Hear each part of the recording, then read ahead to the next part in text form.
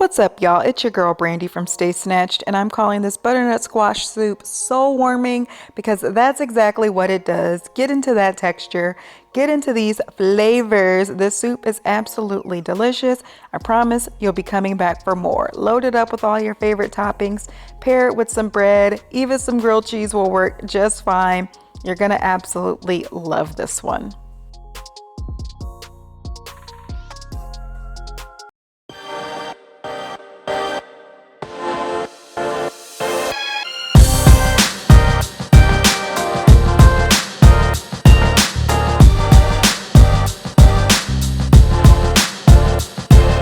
Let's start with the ingredients. I'm using very simple vegetables, carrots, celery, onions, and some minced garlic. I like to buy the butternut squash that's already peeled and already cut. You can find that at pretty much any grocery store these days. I haven't bought a full whole butternut squash in years. You totally can if you want. Be sure to peel it and dice it up into cubes first. I even see this in the frozen food section sometimes. So you have a lot of options when it comes to the butternut squash soup.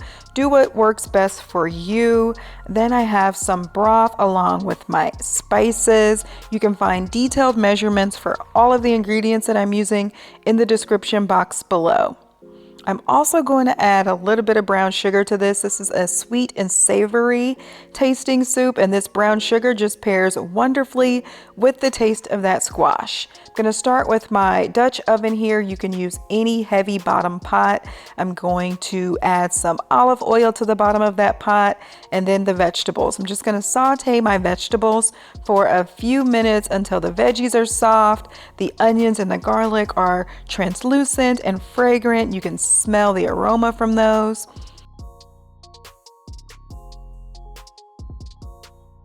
And that only takes a few minutes.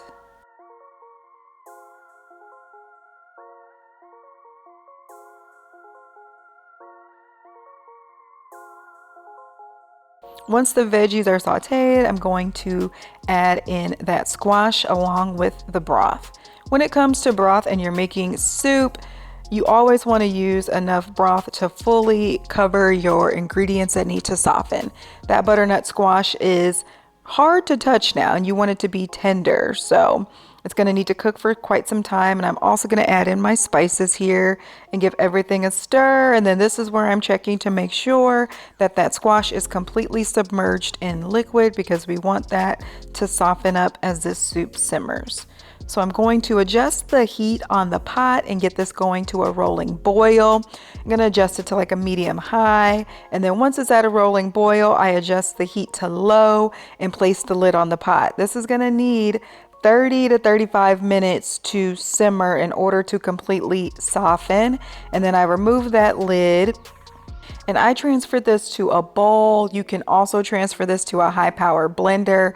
I transferred it to a bowl because I'm using a handheld immersion blender to get this nice and creamy, and I'm gonna puree the soup. You can do this right in the pot as well. I just wanted to be careful not to scratch the bottom of my Dutch oven.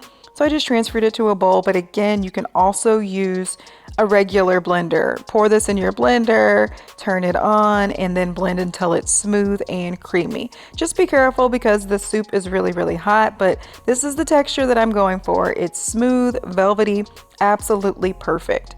And to get this soup creamy, I'm going to add in some heavy cream. You can also use milk or half and half, or you can skip this step completely. It's just going to add in flavor and also make it just a little smoother. So I'm going to add that in and stir everything to combine. Don't worry, the texture that we're looking for, it's coming in any moment now. And then here's where you want to taste repeatedly, adjust your spices if you need to. You're going to absolutely love this soup. The texture is amazing. The taste is amazing.